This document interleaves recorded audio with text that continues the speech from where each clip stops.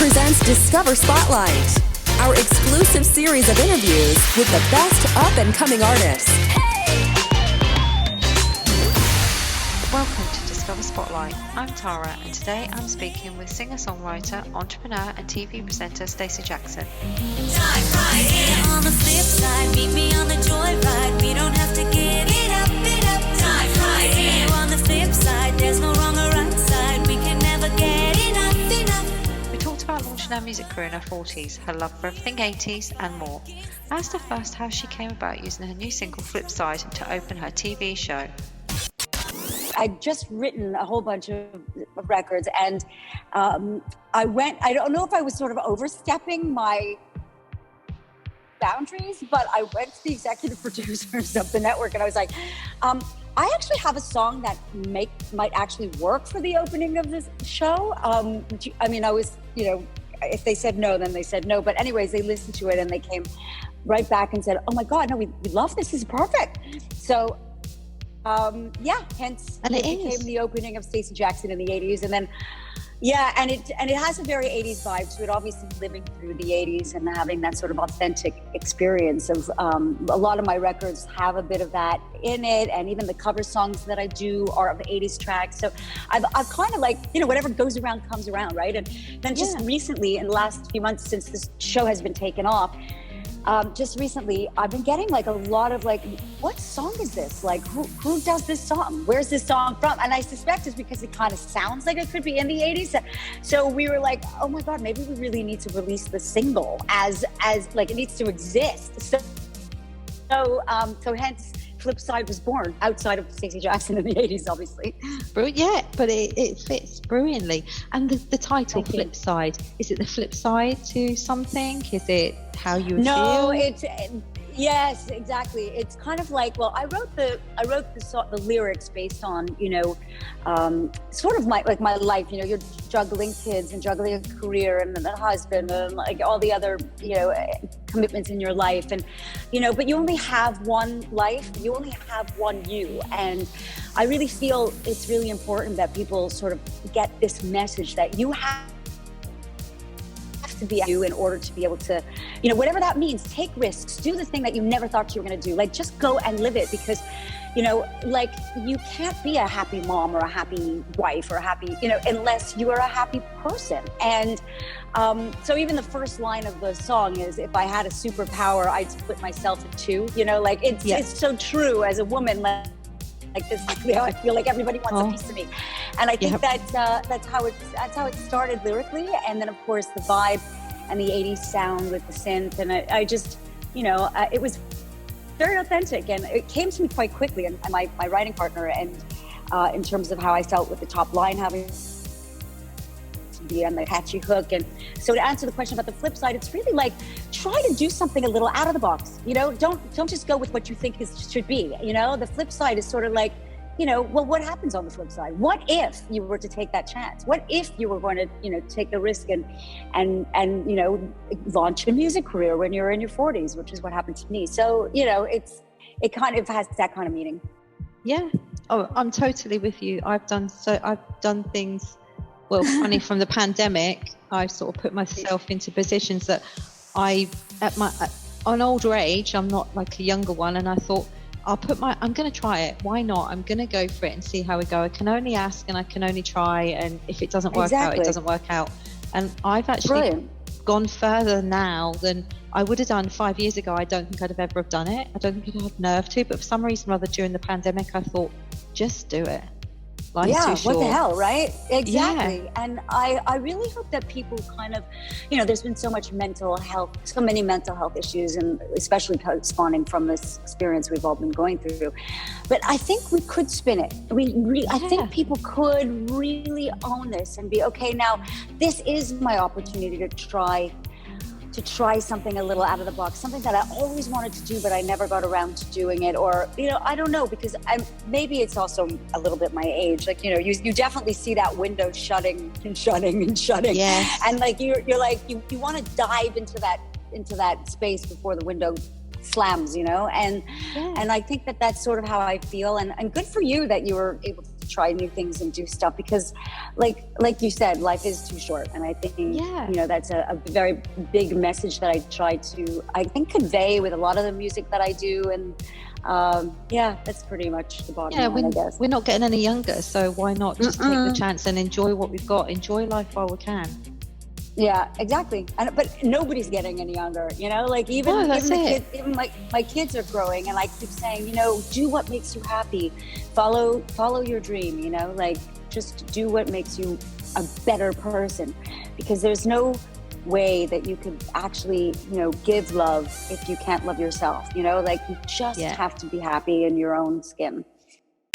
Are you going out to tour? Are you going to do any touring or gigs or any not like that at all? Not most likely not with this record, because I've been so tied down with the television series. I've written already almost 40 episodes, so wow. It's it's been great, but the touring for me at the moment is probably on hold until the summer, I would think. I'm hoping to launch a new book this year, so that there'll be something that we're going to tie that into the music a little bit. So that'll be my next thing on the horizon. I heard about your new book as well. Yeah, that's coming out. Yeah, it is. But I mean, I think I'll be on your show once more to promote it when it's ready. We'll do that then. Yeah, absolutely. No, I mean, it's exciting. It's definitely finished. The manuscript is out. We're definitely going to publish this book. Just timing right now for me is the thing to think about, because I've got so many things on the horizon. And of course, the television series came in like only not even 6-7 months ago. So it's thrown a wonderful wrench into my existence. Like it now, it's because I write all the episodes, research, and it takes up a lot of time, and I'm really loving it. I'm absolutely loving it. So I got to compartmentalize my projects, and it's pushed the book off about, I don't know, a few months or so, but that's okay. It's good. I really would rather focus on one thing at a time, because I can't split myself in two, like the lyric says. Exactly. So I just, there's only one me, and I want to give everything that I do 150%. So yeah. But Flipside's been doing great. I'm just loving all of my feedback that's coming through, and I'm super blessed with how it's doing out there, and I'm glad you're playing it, so thank you. It's great. Yeah, absolutely. So it is. And would you describe then your song, all the music you tend to like, is it more sort of 80s based, or do you, the music you like and you write, is it more than just that, or is it that sort of feel, the 80s feel, that you like more? I've always been inspired by 80s, like always. Even the covers that I do are 80s. So I have a record called Is This Love, which was a Whitesnake record that did really well about, 8 or 10 years ago. And then I did a remake of the Def song, Pour Some Sugar on Me, which is on one of my fitness records. And so I definitely have been inspired by 80s for sure. And most of the dancey tracks that I've been doing have a little bit of that inspired sort of synthy sound. I just love like anything that's positive and that will get you up off your tushy and start moving. Like it's important to me that what I do makes people feel good. Like I like to, obviously as an artist, you like to create some sort of a feeling or an emotion, or get people into some, to feel something. But for me, I want them to feel good about it. I want them to get up and just move to the beat, or pop their earphones in and go for a walk, or I don't know, dancing around in the kitchen with their kids, whatever it is. Just if I can create that, then I've done my job, I guess.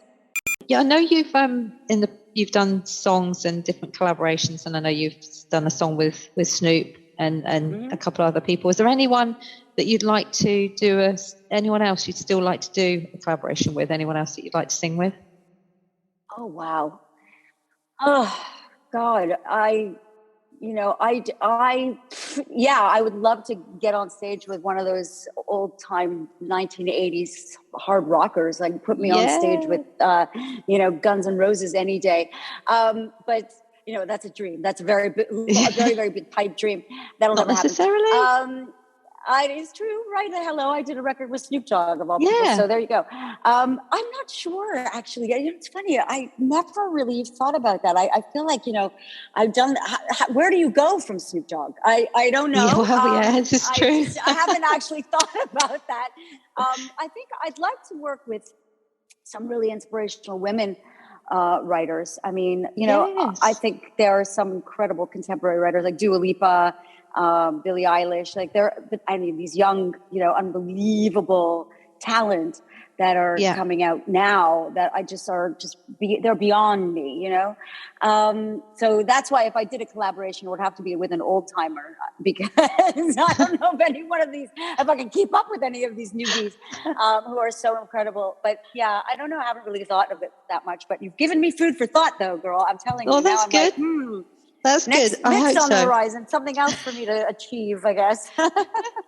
I hope so, because I just think you do really well anyway, especially with an 80s group or an 80s singer. I did wonder whether or not you'd mention one of them, because I think that would be amazing, especially with the way you've been doing everything. Yeah, definitely. I think never say never, right? Like, exactly. Who knows? One thing at a time. I got to focus on, I keep thinking, I just got to focus on one thing at a time. Yeah, focus on your record now. It's been a whirlwind. Brilliant. Yeah, exactly. Yeah, brilliant. Well, it's been great speaking to you. I really enjoy speaking to you. I hope we can have a meeting. We can definitely have another interview again for when your book comes out. That would be great. Oh, 100%. 100%. I really, really look. I mean, the book is also a musical. I've written music to go along with it. So there's definitely a musical tie-in to the book, which is another reason why I want to sort of like wait for the right time on all that, because there's just, there's plans for it. So it's all, there's a method in my madness. Well, that'd be great to chat about again. I'll look forward to that one. There'll be plenty to talk about with that. Oh, brilliant. Absolutely. Well, thanks ever so much for your time today. Oh, thank you. And thank you so much for playing the record. Oh, you're more than welcome. You have a good day. Enjoy Stacey Jackson in the 80s, by the way. I will. Yeah, I'll let you know. Perfect. Take care. All right, take care. Thank you. Bye. Channel R Discover. The best up and coming artists are right here.